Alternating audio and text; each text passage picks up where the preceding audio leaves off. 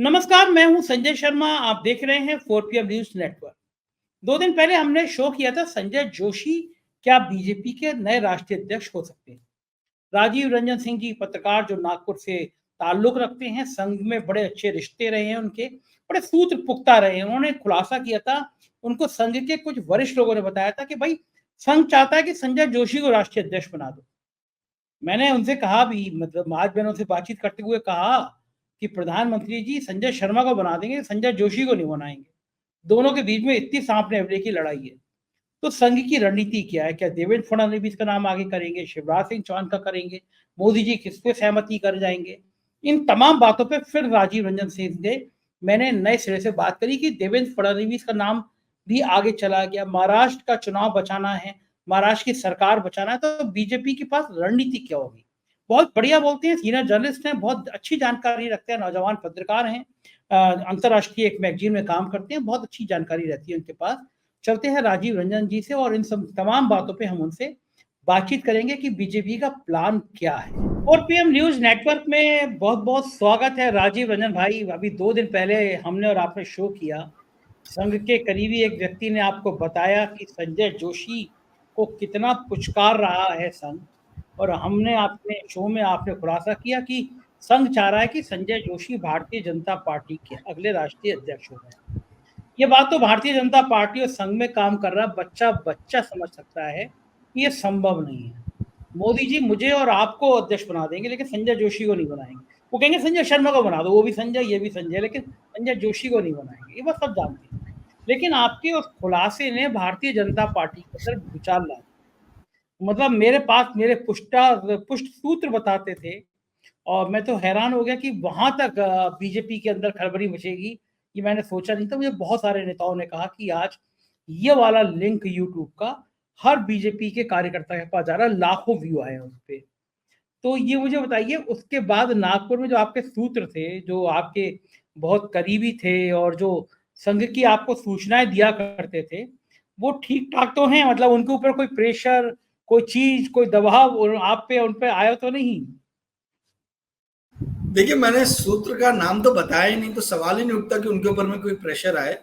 और जहां तक मेरी बात रही, संजय जी, मुझे इतने फोन अपने बर्थडे पे भी नहीं आए हैं जितने फोन जो है उस दिन, जो कल आपने जो प्रोग्राम ये टेलीकास्ट किया, ब्रॉडकास्ट किया, कल से लेके आज तक मुझे इतने फोन आए इस विषय पे प्रश्न करते हुए कि मैं ताज्जुब कर रहा हूँ कि इतने वेल विशर अगर मेरे बर्थडे पे हो जाएं तो वाह, मेरा दिन बन जाए। बट एनीवेज, आपने सवाल बहुत अच्छा किया है, परंतु मैं गुत्थी जो है वो सुलझा नहीं पा रहा हूं। और मैं आपसे पूछना चाहूंगा, संजय जोशी, संजय राउत, संजय सिंह और यहाँ 4 PM पे बैठे हुए संजय शर्मा, ये आप सभी संजय लोग जो हैं, ये क्यों हमारे प्रिय नरेंद्र जी मोदी के खिलाफ, मतलब इतना ज्यादा आप लोगों के मन में क्या क्रोध है, गुस्सा है कि सारे संजय जो है वो हमारे प्रिय प्रधानमंत्री नरेंद्र जी मोदी के खिलाफ जो है बोलते हैं?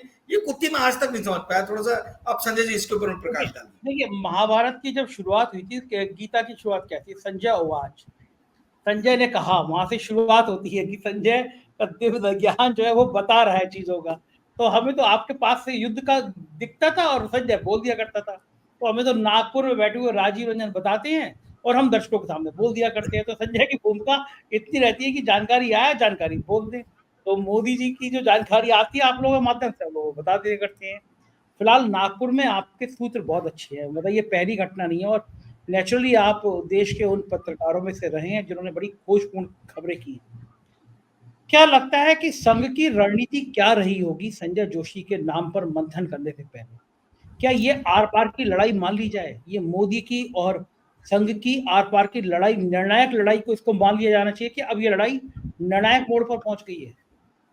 अवश्य ही एकदम निर्णायक लड़ाई है। देखिए, एक बात को समझिए आप, जो मुझे कल से काफी लोगों के फोन आए जिन्होंने ये बोला कि एक कंसेंसस कैंडिडेट बनाने की कोशिश की जा रही है, और खास तौर पे 4 PM पे अब ये न्यूज आ गया है और लाखों लोगों ने देख लिया। तो ये जो अभी तक घर के अंदर का छुपा हुआ सत्य जो था, या जो चादर फटी हुई थी, वो अब बाहर नजर आने लगी है लोगों को। अभी तक ये नहीं समझ में आ रहा था कि भाई 3 महीने के ऊपर हो गया है, ऐसी क्या विवशता है भारतीय जनता पार्टी की कि वो 3 महीने के अंदर में भी डिसाइड नहीं कर पा रही है कि हम किसको अपना नया राष्ट्रीय अध्यक्ष बनाए, ठीक है, और इसका कोई रीजनिंग नहीं दिया जा रहा है, कोई रीजन नहीं बताया जा रहा है। अगर कोई कारण है और आप बताएं तो लोग समझे भी, पर बिना कोई कारण के जो है नड्डा जी को एक्सटेंशन दे दिया गया और उनको भी मतलब अधर में लटका के रखा हुआ है। तो वो गुत्थी अभी समझ में आ रही है कि ये मोहन जी भागवत और नरेंद्र मोदी जी के बीच में एकदम तलवारें खिंच गई हैं।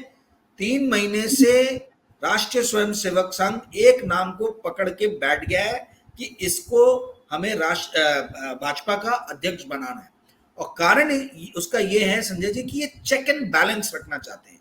जो मुझे अभी सूचना मिल रही है वो ये मिल रही है कि एक कंसेंसस कैंडिडेट के रूप में देवेंद्र फडणवीस का नाम बढ़ाया जा रहा है कि देवेंद्र फडणवीस को राष्ट्रीय अध्यक्ष बना दिया जाए, उससे महाराष्ट्र के इलेक्शन भी प्रभावित होंगे। अब वो सही तरीके से प्रभावित होंगे भाजपा के लिए कि गलत तरीके से होंगे, वो एक अलग विषय हो सकता है, वो अलग वाद विवाद का विषय हो सकता है।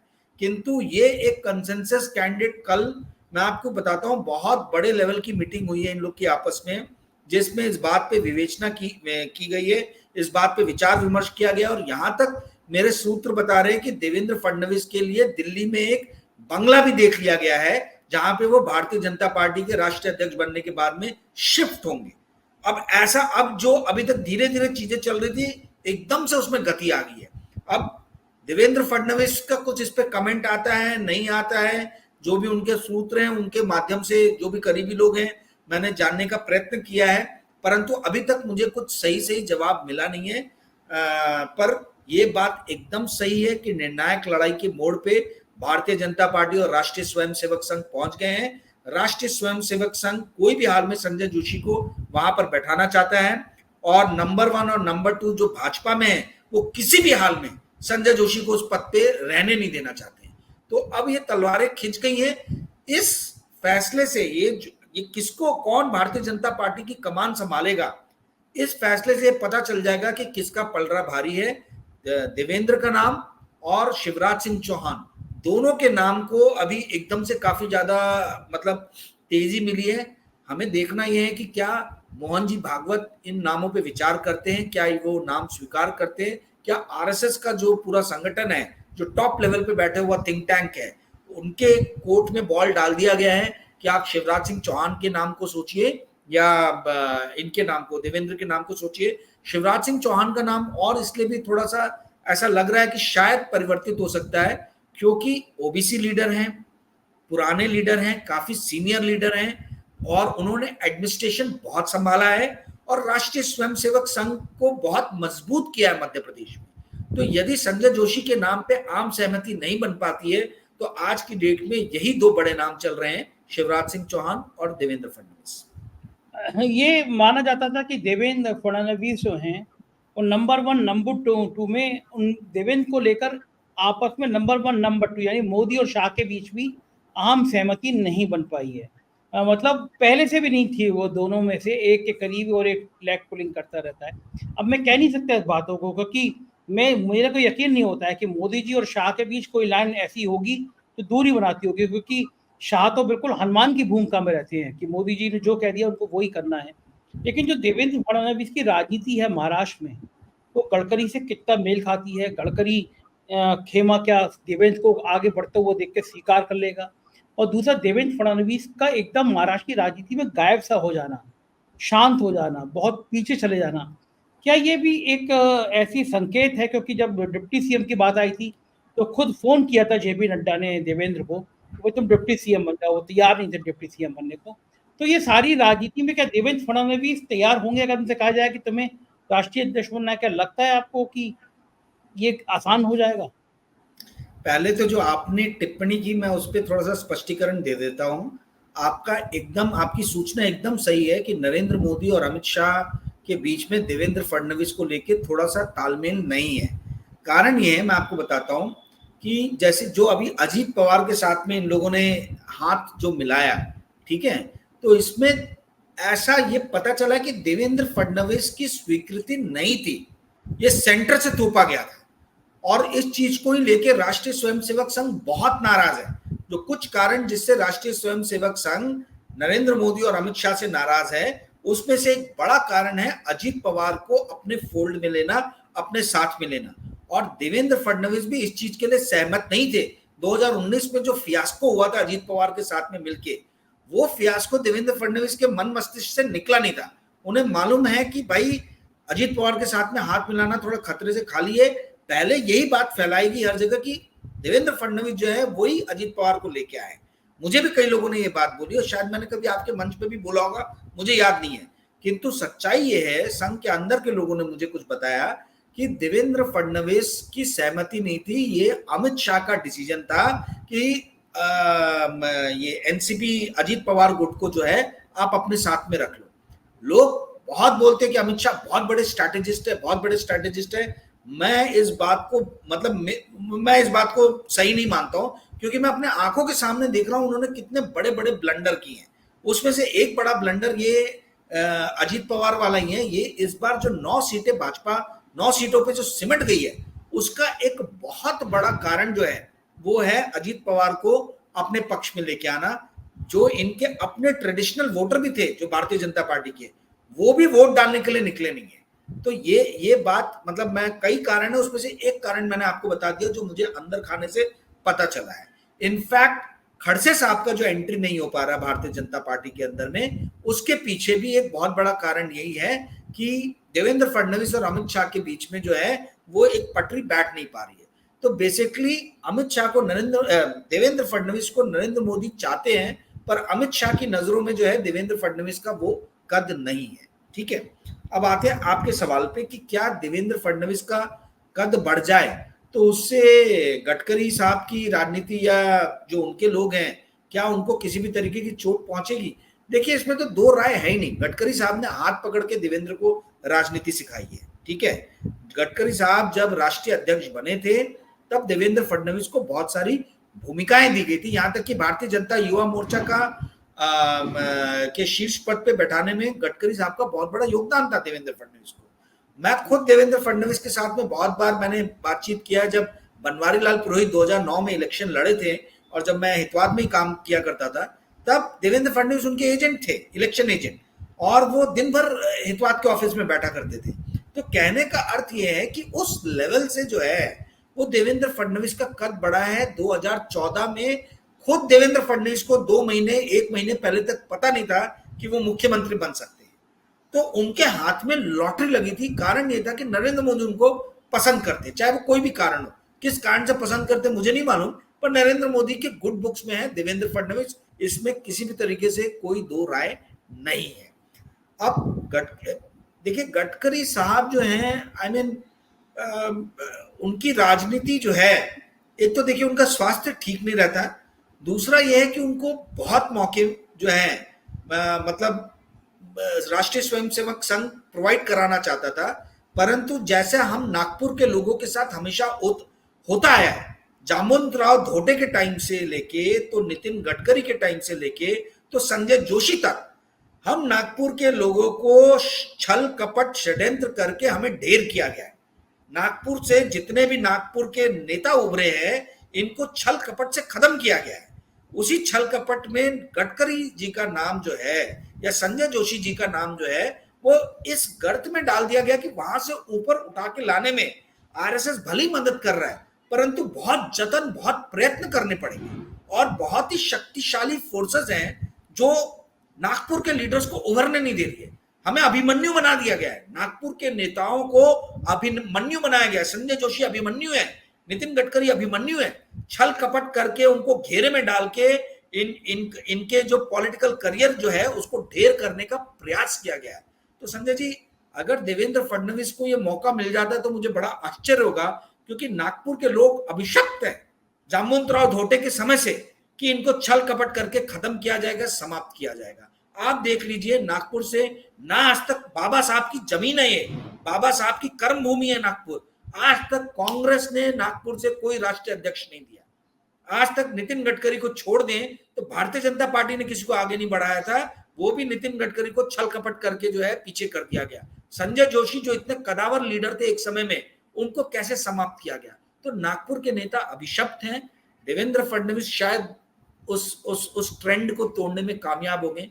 देखते हैं, और यदि वो कामयाब होते हैं तो मुझे लगता है कि गडकरी साहब ऐसे उम्र के दहलीज पे पहुंच गए हैं कि वो शायद ज्यादा विरोध ना करें। अब वो अपने बच्चों अच्छा, का संघ में पॉलिटिकल करियर राजीव देखें। भाई, संघ के ज्यादा करीब कौन है, गडकरी या फडणवीस? कौन ज्यादा, गडकरी या इसमें देवेंद्र? तो कोई दो राय है ही नहीं। गडकरी साहब बहुत पहले से, शुरुआत से संघ के साथ जो है मिलके काम कर रहे हैं। इसमें मतलब ये तो कोई, ये निर्विवाद रूप से यदि संघ को कह दिया जाए कि गडकरी की फडणवीस, तो गडकरी को चुनेंगे, उसमें कोई वो है ही नहीं। और इनफैक्ट देवेंद्र फडणवीस खुद बोल देंगे कि ये हमारे गुरु हैं, आप इनको ये लेके जाइए। वो सामने से होके कभी गडकरी जी के खिलाफ कुछ नहीं बोलेंगे। ये देखिए, संघ और भारतीय जनता पार्टी का मैं एक कह लीजिए खूबी मैं ये मानता हूं कि ये सामने से होके जो है, मतलब वो मुंह पे आके अपशब्द नहीं बोलते। वो भले पीठ पीछे करें जो भी करें, परंतु भारतीय जनता पार्टी या राष्ट्रीय स्वयंसेवक संघ में संगठन सर्वोपरि है। और नरेंद्र मोदी से जो नाराजगी का कारण है राष्ट्रीय स्वयंसेवक संघ का, वो यही है कि नरेंद्र मोदी ने एपी सेंटर में अपने आप को लाके बिठा दिया। उन्होंने संगठन के ऊपर मोदी को प्रस्थापित कर दिया। उन्होंने ये बताया कि भाई संगठन महत्वपूर्ण नहीं है, इंडिविजुअल महत्वपूर्ण है, पर्सनालिटी महत्वपूर्ण है, एक संस्था महत्वपूर्ण नहीं है, प्रोसेसेस महत्वपूर्ण नहीं है, महत्वपूर्ण है एक इंसान और उसकी महत्वाकांक्षाएं। तो ये चीज जो है, ये आरएसएस को पसंद नहीं आई है। और अब नरेंद्र मोदी अपवाद है, किंतु आप बाकी जो भी लीडर देखेंगे, आप देखेंगे वो संगठन के बनाए हुए, राष्ट्रीय स्वयंसेवक संघ के बनाए हुए नियमों के अनुसार ही उनका चारित्रिक व्यवहार जो है वो उसी तरीके से होता है। आपने कभी नहीं देखा होगा कि गडकरी जी देवेंद्र फडणवीस के अगेंस्ट सामूहिक रूप से कुछ बयान दे, या देवेंद्र फडणवीस गडकरी के अगेंस्ट सामूहिक रूप से बयान दे। हाँ, दो कमरे के बीच में, उनके बीच में वाद विवाद हो सकता है, परंतु वो बाहर आते हुए आपको कभी नजर नहीं आएगा। जी संजय जी, बिल्कुल ठीक कह रहे हैं। इस बीच में प्रधानमंत्री जी का जन्मदिन था कल, उनको ढेर सारी शुभकामनाएं, स्वस्थ रहें, प्रसन्नचित्त रहें। लेकिन 75वां साल चल रहा है। एक बार उन्होंने कहा था 75 साल के बाद रिटायर, मार्गदर्शक मंडल में आडवाणी जी, जोशी जी, सब मार्गदर्शक मंडल में। क्या लगता है कि प्रधानमंत्री जी 1 साल के बाद मार्गदर्शक मंडल की तरफ प्रस्थान करेंगे, या ये नियम बदल देंगे? ऐसा कोई नियम नहीं है भाई, मैं नौजवान हूं, मैं 80 साल तक प्रधानमंत्री रहूंगा।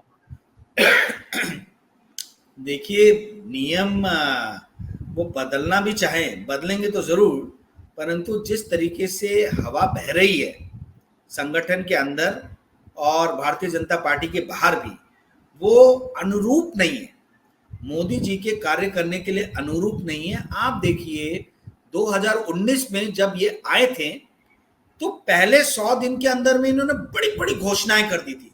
370 हट गया था, ट्रिपल तलाक आ गया था, है ना। तो ये सब चीजें इस बार तो नजर नहीं आ रही है। ठीक है, उल्टा इस बार क्या हो रहा है, पुल गिर रहे हैं, इम्तिहान के पेपर लीक हो रहे हैं, ठीक है, रेल टकरा रही है, इनकी फजीहत हो रही है, विदेश नीति में भी रक्षा जा रहा है तो वेस्टर्न पावर्स नाराज हो जा रही हैं, यूक्रेन जा रहे हैं तो रशिया नाराज हो जा रहा है। तो इनकी हर तरीके से देश के अंदर और देश के बाहर फजीहत हो रही है। एक इंग्लिश में बहुत अच्छी कहावत है कि people who were once radical are now reactionaries.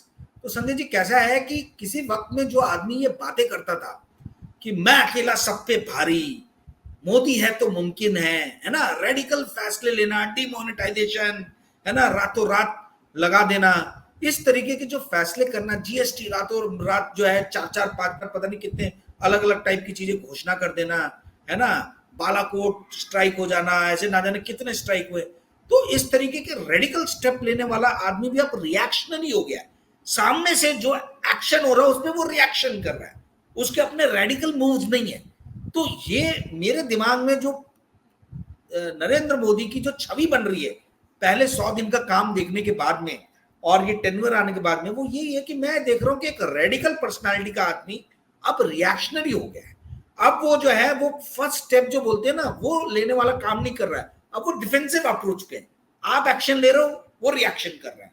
तो नरेंद्र मोदी का ये व्यक्तित्व जो है, ये एक्चुअल में उनके नेचुरल व्यक्तित्व के खिलाफ मुझे लगता है, क्योंकि वो पिछले 10 साल में जब से आए हैं, उन्होंने जो है वो जो ठाना है वो अपने मन का किया है। और उसका कारण था 272 के ऊपर सीटें थी, उनको किसी ने रोका भी नहीं, टोका भी नहीं। संजय जोशी के नाम पे राष्ट्रीय स्वयंसेवक संघ का जिद पकड़ लेना, ये अपने आप में शो करता है कि नरेंद्र मोदी बहुत कमजोर हो गए हैं।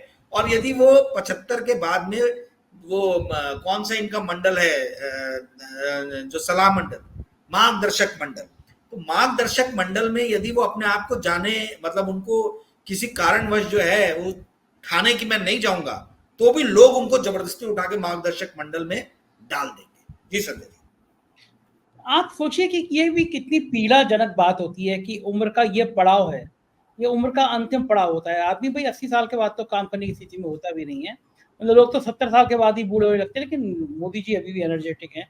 लेकिन 80 साल से ज़्यादा आदमी ढलने लगता है, 75 साल के बाद ढलने लगता है।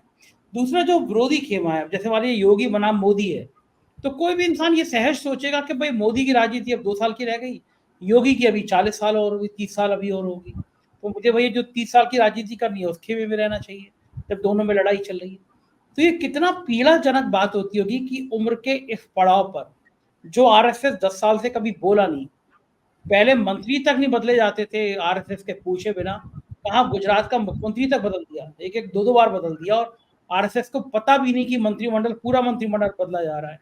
मतलब एक वन मैन आर्मी शो होता है ना, वन मैन शो, वो मोदी जी ने चल के दिखाया, करके दिखाया। लेकिन इस उम्र के पड़ाव पर आकर, जब बिल्कुल अंतिम दौर है जीवन का, संघ उनसे नाराज हो है, उनके अपने उनसे नाराज हैं, तरह तरह के षड्यंत्र हो रहे हैं, चंद्रबाबू नायडू नीतीश टांग खींच रहे हैं। कैसा लगता होगा राजीव भाई कि इस अवस्था में पहुंचकर इतना चक्र चारों तरफ से गुंज जाए? देखिए संजय जी, सवाल बहुत अच्छा आपने पूछा, आपका ऑब्जर्वेशन भी बहुत अच्छा है, पर इसके दोषी कौन है आप बताइए। ये जो इन्होंने एक पॉलिटिक्स ऑफ सेल्फ डिल्यूजन है ना, कि मतलब इसका मतलब क्या हुआ कि जो ये आत्मस्तुति जो ये करते थे, ठीक है, और जो आत्मस्तुति में लगे हुए थे कि मैं अकेला सब पे भारी, है ना, ये इस टाइप की आत्मस्तुति इन्होंने जो की, और जो अपने चेले चपाटों से इन्होंने चरण वंदना कराई, हर वक्त चरण वंदना में लोगों को लगा के रखा, नॉन बायोलॉजिकल हूं, ये जाके तुम बाहर बोलो, ऐसे आपने भी एक दो कहानियां सुनाई, ठीक है। तो ये इन चीजों के कारण ना केवल संघ इनसे नाराज हुआ है, बल्कि लोग भी थोड़े से चिढ़ से गए कि भाई ये किस तरीके की बातें करते हैं, ये क्या बातें करते हैं, इनको इस तरीके की बातें करने के लिए तो हमने बैठाया नहीं है, ठीक है, तो ये क्यों बातें करते हैं।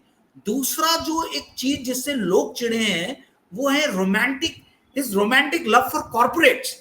ये जो कॉर्पोरेट्स के लिए इतने ज्यादा, मतलब इनका रोमांटिसिज्म जो अदानी के साथ में जो चीजें दिखी है ना, वो उससे लोगों के मन में एक संशय आया कि हमने आपको बैठाया है हमारी सेवा करने के लिए, और आप तो कॉर्पोरेट सेवा में लग गए हो। एक तरफ लोगों ने देखा कि कैसे कॉर्पोरेट टैक्स को जो है वो 30% से घटा के 22% कर दिया गया, और कहां दूसरी तरफ जो है कॉमन मैन के ऊपर में हर तरीके के जो टैक्सेस हैं उसको आपने बढ़ा दिया है। आप रोड टैक्स ले लो, प्रॉपर्टी टैक्स ले लो, मतलब यू नेम एनी टैक्स, और आप देखोगे कि वो टैक्स कॉमन मैन के ऊपर में बढ़ा दिया गया हुआ है, बढ़ गया है। और सबसे इंपॉर्टेंट कि अकाउंटेबिलिटी जीरो है। यानी यदि कल को प्रश्न उठता है धर्मेंद्र प्रधान के ऊपर में, या अश्वनी वैष्णव के ऊपर में, या माधवीपुरी बुच के ऊपर में, तो ये कोई एक्शन नहीं ले रहे। ये अपने लोगों को किसी भी तरीके की अकाउंटेबिलिटी जो है, अगर उनके ऊपर में किसी भी तरीके का संशय हो रहा है तो उसके लिए उनपे प्रश्न चिन्ह लगा के इंक्वायरी इन्वेस्टिगेशन नहीं सेटअप कर रहे। और जो सबसे आखिरी जो चीज है जो मुझे लगती है इनके इस अफसान का रीजन जो है, कारण जो है, वो है कि he has perfected the machinery and mechanism of exploitation। यानी आपके दोहन और शोषण का मतलब जिस तरीके से भी हो सके वो करने में इन्होंने महारत हासिल कर ली है। आप देखिए ये इतनी तरीके से लोगों के ऊपर में जिम्मेदारियां बढ़ा दी गई। क्या बिजनेसमैन, इतनी फाइलिंग्स हैं, इतने सारे कंपल्सरी डॉक्यूमेंट्स भरने पड़ते हैं कि बिजनेसमैन बिजनेस करे कि यही सब फाइलें और ये सब फाइलिंग करता बैठे। आप देखिए अनएम्प्लॉयमेंट कितना बढ़ गया है, आप देखिए इनकम इनइक्वालिटी कितनी बढ़ गई है। जो लोग ऊपर जा रहे हैं वो ऊपर ही बढ़ते चले जा रहे हैं, जो गरीब हो रहे हैं वो गरीब ही होते चले जा रहे हैं। और ये सब जनता देख रही कि हमसे टैक्स का पैसा वसूला जा रहा है, परंतु वो टैक्स के पैसे का इस्तेमाल कहां हो रहा है? वो इस्तेमाल हो रहा है नरेंद्र मोदी के विदेश दौरों पे। उन विदेश दौरों से भारत को क्या फायदा हो रहा है? क्या भारत को संयुक्त राष्ट्र संघ की परमानेंट सदस्यता मिली है? नहीं मिली है। क्या आईएमएफ और वर्ल्ड बैंक में भारत का जो कद है, जो वोटिंग राइट्स है, क्या वो बढ़े हैं? नहीं बढ़े हैं। भारत का वोटिंग राइट आज भी 2.63% है आईएमएफ में, जबकि इटली जैसा छोटा देश 3.02% है उसके पास में। फ्रांस जिसकी इकोनॉमी हमसे छोटी है 4% का वोटिंग राइट है। जापान के पास में 6.5% का वोटिंग राइट है। यूएसए के पास में 16.5% का वोटिंग राइट है। इंडिया का कद कहां बढ़ा है? इंडिया का कद जो है अंतरराष्ट्रीय स्तर पे इनके इतने विदेशी दौरों से क्या फायदा हुआ है? ये लोग अब प्रश्न पूछने लगे। 10 साल तक प्रश्न पूछे, कोई जवाब नहीं आया। आज वो प्रश्न जो है वो गौण से मुख्य धारा पे आ गए, मेनली लोग पूछने लगे। और इसीलिए नरेंद्र, आपको मैं एक बात बताता हूं अंदर की संजय जी, ये अभी अमेरिका जाने वाले हैं। मेरी एक बहुत ही विश्वस्त सूत्र से अमेरिका में बात हुई। उन्होंने मुझे बताया कि राजीव भाई 45,000 लोग जो है लास्ट टाइम मीटिंग में आए थे, जो इनका प्रोग्राम हुआ था, और उसके बाद भी वेटिंग लिस्ट थी। इस बार बोले 12,000 लोग अभी तक रजिस्ट्रेशन किए, 15,000 भी नहीं हो पाए, और बोले हमको समझ में नहीं आ रहा कि हम कहां से लोग इकट्ठा करें। और उससे भी बड़ी इंपॉर्टेंट बात यह कि देखिए, इनकी अपनी एक अलग टीम है। 40 लोग जो हैं वो उस टीम के मेंबर हैं। हमारे नागपुर के एक व्यक्ति हैं, मैं नाम नहीं लेना चाहूंगा उनका, अब नागपुर छोड़ दिया उन्होंने, डॉक्टर है, वही इनके उस पूरी कमेटी के जो है अध्यक्ष हैं, वही पूरे मीटिंग्स ऑर्गेनाइज करते हैं। ना भारतीय जनता पार्टी का इसमें कहीं इन्वॉल्वमेंट रहता है, ना गवर्नमेंट ऑफ इंडिया के ऑफिशियल्स का रहता है। ये नरेंद्र मोदी की अपनी पर्सनल टीम है। ये लोग भी भीड़ जो है, मतलब वो जाके वहां सारे इंडस्ट्रियल जो इंडिया बॉडीज है उनसे मिल रहे, एसोसिएशन से मिल रहे, फेडरेशन से मिल रहे, इंडियन फेडरेशन से, पर कुछ भी नहीं हो रहा। आप देखिए लोकप्रियता का स्तर किस हिसाब से ना केवल देश के अंदर बल्कि देश के बाहर भी इनका गिर रहा है। तो मुझे ऐसा लग रहा है कि ये खुद ही जो है ना, ये 1 साल या 6 महीने के बाद जो है, मैक्सिमम 6 महीना, इसके बाद ये खुद ही छोड़ देंगे, क्योंकि ये अब अफसान पे चले गए और इनको ये समझ में आ रहा है कि इनके जो नाम पे जो पहले लोग आया करते थे, अब लोगों का मोह भंग हो रहा है। लोगों का मोह भंग हो रहा है, लोग इनको प्रश्न के कटघरे में खड़ा कर रहे हैं। जी संजय, बिल्कुल ठीक कह रहे हैं। दूसरा, बीजेपी को भी लग रहा है जो उसका सबसे प्रिय था मध्यम वर्गीय परिवार, उसकी भी कमर टूट गई। अब प्रधानमंत्री जी 2 दिन पहले कह रहे थे कि इन 100 दिनों में मेरा मजाक उड़ाया जा रहा था, मेरे ऊपर कमेंट किए जा रहे थे। आप सोचो 10 साल में प्रधानमंत्री को सोच सकते थे ये कहेंगे कि वो मेरा मजाक उड़ाया जा रहा है? मजाक उड़ाने वाला जेल के भीतर होता, लेकिन प्रधानमंत्री खुद कह रहे हैं 100 दिनों में मेरा मजाक उड़ाया जा रहा है। मजाक तो उड़ेगा उड़ेगा, आप जो फैसले ला रहे हो उनको विड्रॉ कर दे रहे हो, उनको वापस ले आ रहे हो, तो मजाक तो उड़ेगा ही उड़ेगा। लेकिन मध्यम वर्गीय परिवार जिस तरह से बीजेपी से दूर जा रहा था, महंगाई के मारे कमर टूट गई थी। मुझे लगता है संघ को, बीजेपी को ये चिंता भी बहुत होगी कि ये मध्यम वर्गीय तो बेचारा कोरोना में ताली बजाता था, थाली बजाता था, गोबर लगाता था, दिया जलाता था, जो कह रहे हैं वो करता था। उसके लिए तो भगवान विष्णु का अवतार थे आप। उसकी महंगाई के मारे उसकी कमर टूट गई है। तो लगता होगा कि भाई ये जो हमारा कोर वोटर है, यही हम तक किसका जा रहा है, तो दर्द तो कहीं ना कहीं वो भी होगा ना राजीव भाई। बिल्कुल सही। और मैं कहता हूं कि जो मध्यम वर्ग आज जिस स्थिति में, इसका बहुत बड़ा जो जिम्मेदार है वो खुद मध्यम वर्ग है।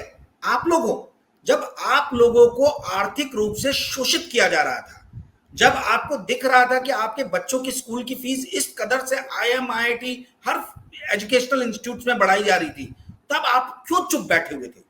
जब आपको आर्थिक, जब टोल टैक्स बढ़ रहे थे, जब आपके घर में आने वाले सामानों पे जो है हर तरीके से कर जो है वो बढ़ रहा था, उस टाइम में आपने क्यों नहीं कभी भी अपना प्रोटेस्ट लॉन्च किया? आपके पास में 5 साल में एक मौका दिया जाता था कि आप अपना जो है वो अपना विरोध को जो है रजिस्टर कीजिए, पर आप इलेक्शन के दिन वोट डालने नहीं जाते, आप घर में बैठे रहते हो। तो आप, मध्यम वर्ग खुद ही अपने पैर पे कुल्हाड़ी मार रहा है, मध्यम वर्ग अपने गले के लिए खुद ही फंदा तैयार कर रहा है, और मध्यम वर्ग अब रो रहा है। आप जिम्मेदार हो, आप लोग। ये जिस जगह पे आप पहुंच गए हो, इसके जिम्मेदार से मोदी जी नहीं है, इसके बहुत बड़े जिम्मेदार जो हैं वो मध्यम वर्ग है। कॉर्पोरेट्स की चरण वंदना करना, कॉर्पोरेट्स के हिसाब से नियम कानून बनाना, ये तो मोदी जी आज से नहीं कर रहे, 10 साल से कर रहे। तो क्यों मध्यम वर्ग 10 साल से जो है उनके साथ में कंधे से कंधा मिला के खड़ा था? क्या मध्यम वर्ग को यह सवाल नहीं पूछना था कि मोदी जी आपने कॉर्पोरेट टैक्स 30% से 22% कर दिया है, जिसके कारण जो है आज इनकम टैक्स का कलेक्शन कॉर्पोरेट टैक्स से ज्यादा है। आपको पता है इनकम टैक्स जो है वो ज्यादा, मैं और आप जो टैक्स भरते हैं वो ज्यादा है, बशर्ते जो इतने सारे इंडिया में कॉर्पोरेट्स हैं वो मिलके जो टैक्स भरते हैं। तो क्या ये मध्यम वर्ग का कार्य नहीं बनता था कि वो थोड़ा पढ़े लिखे, अपने आप को शिक्षित करें और सही सवाल पूछे? मध्यम वर्ग आज जिस जगह पे पहुंचा है, इसका बहुत बड़ा दोषी खुद मध्यम वर्ग है, और मेरी किसी भी तरीके की संवेदना जो है ये मध्यम वर्ग के साथ में नहीं है। जी संजय जी। हाँ, ये बहुत दर्दनाक और कड़वी बात है जो आपने कही, लेकिन हकीकत तो यही है। बहुत बहुत शुक्रिया राजीव भाई, आपने इतना समय दिया, बातचीत करी, आभार, थैंक यू। सुना आपने राजीव रंजन जी की बातचीत, मुझको यकीन है ये बातचीत आपको पसंद आई होगी। अपनी राय से अवगत कराइएगा, चैनल को ज्वाइन करना और सब्सक्राइब करना ना भूलें। शुक्रिया, थैंक यू।